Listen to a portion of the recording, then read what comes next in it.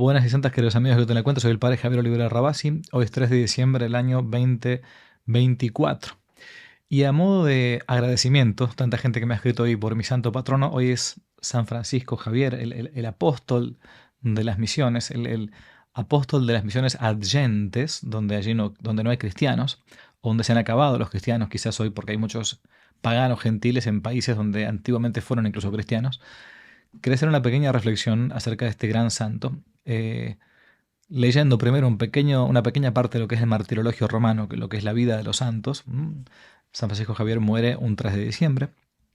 Y después terminando con una pequeña reflexión de por qué quizás hasta el día de hoy no ha habido un santo tan grande como este gran misionero de la Compañía de Jesús, ¿no? Entonces, para quien no lo conozca, San Francisco Javier nace en el año 1506 en Navarra, el reino de Navarra, de familia de reyes, España, lo que llamaremos España, ¿no? Entra a la Universidad de París, estudia artes, llega a ser maestro en artes liberales, filosofía, teología, ¿no? Y allí conoce ni más ni menos que a San Ignacio de Loyola. San Ignacio había ido a estudiar, lo habían incluso mandado a estudiar porque decía que él no podía predicar sin tener estudios. Pasa entonces, bueno, de ser un simple seglar, un simple laico, a ser un religioso de la Compañía de Jesús, los jesuitas, como llamamos, que estaban recién formándose. Todavía se encuentra en la iglesia, creo que es la iglesia de San Pedro, en Montmartre, allí en París, el lugar donde hicieron los primeros votos, los primeros jesuitas. Bien, predicó en Italia porque intentó ir primero a Jerusalén a peregrinar a Tierra Santa, llegó a Venecia, su viaje se frustra, entonces termina predicando en Italia y finalmente va a ser designado ni más ni menos que por el gran San Ignacio de Loyola para anunciar el Evangelio a las Indias descubiertas por los portugueses, ¿no? A lo que es la India, no las Indias de aquí de América, entonces, ¿no? Iba a pasar allí con la autoridad de ni más ni menos nuncio apostólico, algo así como si fuera el embajador del Papa en aquellas tierras, ¿no? Llegó a Goa, India, después de una larga y penosísima navegación, se dio del todo al trabajo apostólico, recorriendo a pie y a veces incluso descalzo aquellas vastísimas regiones y navegando a todas las islas de la Oceanía que residían por entonces algunos portugueses. Cuando entre los oyentes los había de varias lenguas, dice el martirologio, cada uno oía a Javier como si le hablase en la suya natural. Ese milagro de las lenguas que él hablaba en su propia lengua, pero el otro lo escuchaba con su propio idioma. Y sucedió algunas veces que haciéndole muchos a la vez preguntas sobre la doctrina, o por entenderla bien o por dudar de ella, Javier con una sola respuesta satisfacía todas las preguntas. Pero lo que daba especial eficacia a su predicación eran los numerosos milagros que hacía, sanando enfermos, librando de peligros, calmando tempestades, haciendo retroceder ejércitos enteros de bárbaros enemigos, ¿no? E incluso descubriendo lo más oculto de los corazones, anunciando lo que estaba por venir, o sea, profetizando, resucitando muertos y acompañando todas estas maravillas con la no menor de sus apostólicas virtudes, es decir, el celo, la paciencia, la mansedumbre, la humildad y la misericordia para con los desgraciados. Tuvo noticia, dice el martirologio, del Japón recientemente descubierto por los portugueses y enseguida voló para allí, exponiéndose a 1000 peligros. Y con los ejemplos de sus virtudes y las maravillas que hemos dicho, plantó la fe en aquellos reinos cuyos moradores la abrazaron con tal fervor que semejaban los primeros cristianos convertidos por la predicación de los apóstoles. Establecidas aquellas cristiandades y dejados en ellas ministros que las cultivasen, volvió él mismo a Malaca, donde supo que se había descubierto la China, y se dirigió allá a predicar a Cristo. Llegado a Sancián, isla cercana al continente chino, o sea, no llegó al continente todavía, alegre con la vista de la tierra y con la esperanza de nuevos triunfos, se dio el Señor por satisfecho de sus trabajos y lo llamó al descanso eterno. Era un 3 de diciembre del año 1552. Cada día 3 de diciembre, por cierto, se reza en el oficio de lectura esto que voy a leerles ahora, que yo no puedo leerlo sin emocionarme, ¿no? Realmente, miren, han pasado 22 años de mi vida desde que entré a la vida religiosa, y cada 3 de diciembre que leo yo el oficio de lectura, que rezo el oficio de lectura, esta oración que existe todavía en el breviario, me emociona. Yo voy a intentarlo, voy a intentar no emocionarme esta vez. Se lee en el oficio de lectura del día 3 de diciembre, hoy, una carta que él escribía desde los lugares de las misiones, ¿no? a sus religiosos, a sus compañeros de la Compañía de Jesús, los jesuitas que estaban en Roma, ¿no? Escribe lo siguiente. Visitamos las aldeas de los neófitos, o sea, de los recién convertidos, que pocos años antes habían recibido la iniciación cristiana. Esta tierra no es habitada por los portugueses, ya que es sumamente estéril y pobre. Y los cristianos nativos, privados de sacerdotes, lo único que saben es que son cristianos. No hay nadie que celebre para ellos la misa, nadie que les enseñe el credo, el Padre Nuestro, el Ave María o los mandamientos de la ley de Dios. Por esto, desde que he llegado aquí, no me he dado momento de reposo. Me he dedicado a recorrer las aldeas, a bautizar a los niños que no habían recibido aún este sacramento. De este modo purifiqué, o sea, di el bautismo, a un número ingente e innumerable de niños que, como suele decirse, no sabían distinguir su mano derecha de la izquierda. Los niños no me dejaban recitar el oficio divino, ni comer ni descansar hasta que les enseñaba alguna oración. Entonces comencé a darme cuenta de que de ellos es el reino de los cielos. Por tanto, como no podía cristianamente negarme a tan piadosos deseos, comenzando por la profesión de fe en el Padre, el Hijo y el Espíritu Santo, les enseñaba el símbolo de los apóstoles, el credo, y las oraciones del Padre Nuestro y el Ave María. Advertí en ellos, en los niños, gran disposición, de tal manera que si hubiera quien los instruyese en la doctrina cristiana, sin duda llegarían a ser excelentes cristianos. Y acaba la parte que a mí siempre me golpea, ¿no? Muchos en estos lugares no son cristianos, simplemente porque no hay quien los haga tales, nadie que los cristianice, que les predique, que misione.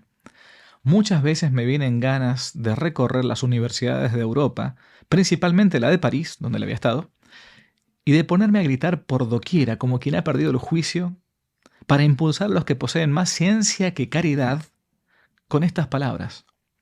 ¡Ay, cuántas almas por vuestra desidia quedan excluidas del cielo y se precipitan en el infierno! Miren lo que dice, ¿no? Gritar como si hubiese perdido el juicio para impulsar a los que poseen más ciencia que caridad. ¿Cuántas almas por vuestra desidia, por vuestra pereza, ¿no? quedan excluidas del cielo y se precipitan en el infierno? Dice, le gustaría gritarles esto a los que están discutiendo tonteras, ¿no? A veces uno podría decirlo ahora, los que están discutiendo tonteras de lo que pasa en los blogs, lo que pasa en lo que dijo el último cardenal, el último obispo, el último discurso. A ver, es importante misionar, presentar a Jesucristo. Y termina diciendo, ojalá pusieran en este asunto el mismo interés que ponen en sus estudios. Con ello podrían dar cuenta a Dios de su ciencia y de los talentos que les han confiado. Muchos de ellos, movidos por estas consideraciones y por la meditación de las cosas divinas, se ejercitarían en escuchar la voz divina que habla en ellos y, dejando de lado sus ambiciones y negocios humanos, se dedicarían por entero a la voluntad y al arbitrio de Dios, diciendo de corazón, Señor, aquí me tienes. ¿Qué quieres que haga? Envíame donde tú quieras, aunque sea a la India. Le había pasado feo él en la India, ¿no? San Francisco Javier, un titán, un monstruo, un apóstol de casi de los primeros siglos, pero que, bueno, claro, cada uno tiene su propia misión. Uno tendrá la misión en las Indias, otro en el Japón, en la China, otro morirá mártir. Pero no podemos dejar de predicar a Jesucristo. No podemos dejar de misionar allí donde Dios nos llame. Quizás el que esté escuchando esto tenga el deseo de ir a misionar a lugares de infieles, a lugares donde no conocen a Cristo, a predicar la buena nueva, a proponer el Evangelio. Quizás uno tenga ese deseo de misionar, como lo hacen muchos, a lugares donde el Evangelio todavía no ha llegado. Hay lugares todavía donde no ha llegado el Evangelio. Termino con una reflexión de un gran sacerdote jesuita, misionero en el Polo Norte, el padre Segundo Llorente, que escribió un texto muy cortito acerca de lo que fue la muerte de San Francisco Javier. Hoy, 3 de diciembre, se celebra siempre normalmente el día del nacimiento para el cielo. O sea, los días de los santos normalmente se celebran los días en que fallecen.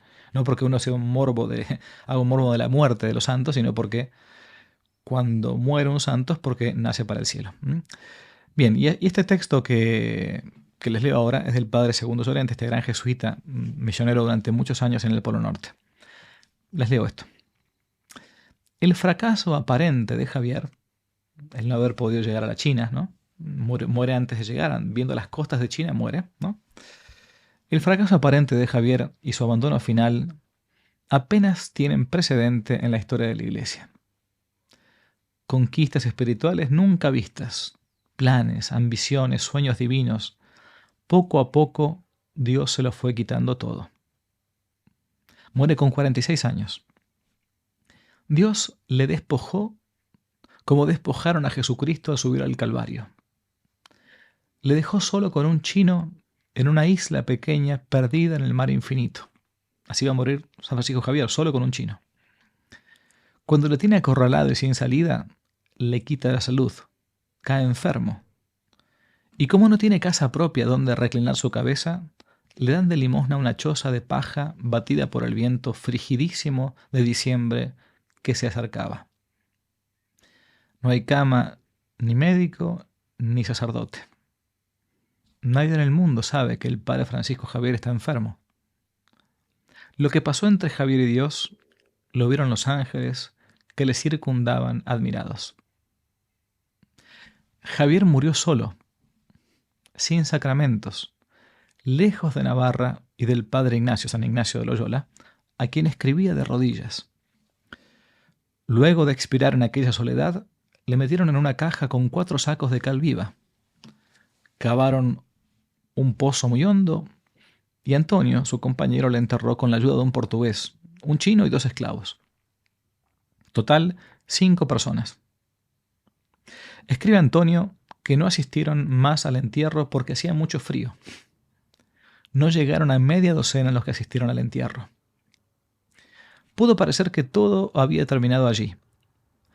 Los que han sido testigos de las procesiones y fiestas solemnísimas que ha suscitado en el mundo el paso triunfal del brazo de San Francisco Javier, podrán entender mejor cómo aquel funeral de Sanchón medio a escondidas fue luego seguido por manifestaciones de primera magnitud en los tiempos modernos. Dios, si vale la frase, disfruta enguasearse del mundo mostrando con una ironía manifiesta lo que le agrada y lo que le desagrada. Le desagradan el egoísmo, la soberbia, el apegamiento a lo terreno en cualquier forma que sea.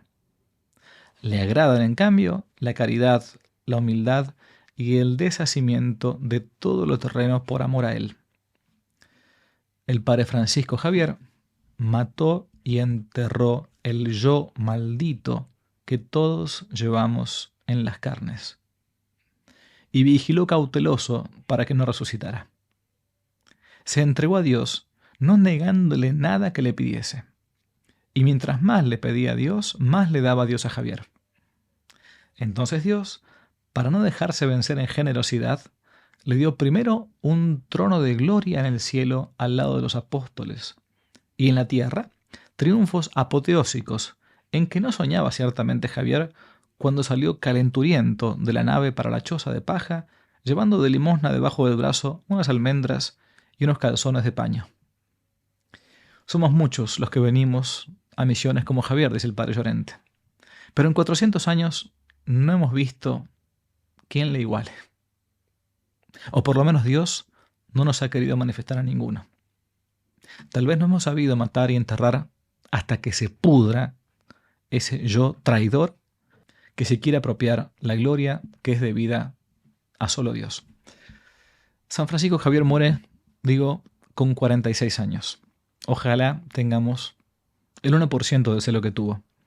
O más todavía, ojalá podamos incluso superarlo a él en el celo y llegar algún día a la gloria que hoy contempla. Dios les bendiga mucho. San Francisco Javier ruega por nosotros y que no te la cuenten. Si les gustó el video, aparte de suscribirse, activar la campanita y comentar, en la descripción de este video se van a encontrar con el link de la plataforma Patreon, un modo concreto de apoyar este apostolado que intenta hacer una contrarrevolución cultural y espiritual. Dios les bendiga y que no te la cuenten.